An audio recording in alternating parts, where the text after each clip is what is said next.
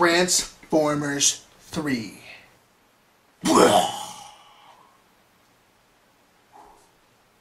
Alright, if you're not familiar with the Transformers format, basically it is explosion equals explosion equals explosion. And that's the plot outline of this film. Michael Bay went on record apologizing for the second film, saying it was because of the writer's strike that Transformers, the film that doesn't need a script, did bad. So, is Transformers 3 better? Yes, it is definitely better and more refreshing than the second installment of Transformers, which was absolutely pathetic. Transformers 2 deserved every Razzie that it got. Transformers 3, on the other hand, is new and refreshing, and thank God it is over. Shia LaBeouf has went on record stating that this is the last Transformers movie that he will be on board with, which means that Michael Bay will need to find somewhere else to explode things. Transformers 3 brings every element of summer blockbuster right to your front door. When you go in this film, don't expect to be watching something that you normally would see in a movie, such as a plot or a storyline. This film is about blowing shit up. It's just a good time on a Saturday night with a bunch of friends. In Transformers 3, Shia LaBeouf has just gotten a medal from President Obama, and now is sworn to secrecy for everything that he's done saving everyone's life. He is a recent college graduate trying to find a job, and then shit happens. Blows your mind.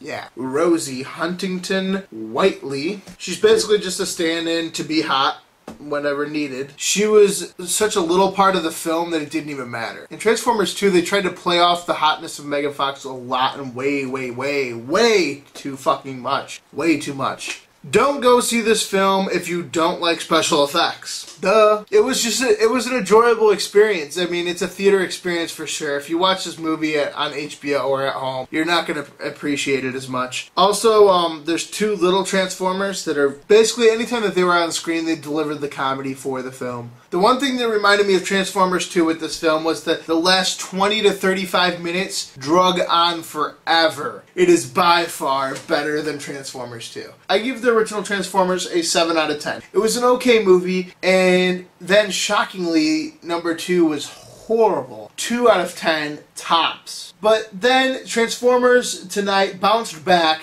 with its third installment and its final installment. I give this film an 8 out of 10. And the reason I give this film an 8 out of 10 is not because it's really necessarily a great film or even a good film. To be able to maintain an audience of 500 people in Chicago on opening night without one of them ever even leaving to go to the bathroom, to not even have a real great storyline at all, and to be able to take those things, CGI work, and your action, and your explosions, never before have I seen something like this, because they use it to their advantage. Transformers 3 takes that to a whole new level and says right off the bat, hey, this is a movie about explosions, love it or hate it, deal with it. Alright, this week we have a mixed trash review. We have 2 reviews that we're going to pull 1 sentence each from. One of the greatest film critics of all time, Roger Ebert of the Chicago Sun-Times, says this about the film. Transformers Dark of the Moon is visually ugly. This is the only thing that Transformers has going for it is its visuals. Its visuals are stunning and certainly not ugly at all. I don't understand what he means by that. Maybe it's just that they're flying by too fast for his old eyes. I don't know. But Roger Ebert, you have this wrong. Our second film trash review comes from Liam Lacey of Globe and Mail. I don't know what Globe and Mail is. Don't worry about remembering the characters. The movie certainly doesn't. If that's a reference to Megan Fox, have you not been watching the news the last 3 years? We know she's gone. If it's not a reference to Megan Fox, then I have no idea what you are talking about, because every single character is brought back to its characteristic value. But basically, those were our 2 film trash reviews for this week. Look for us next week as we give you an honest review of another film and then give you the reviewer that's in the mainstream media that is giving you a trash review.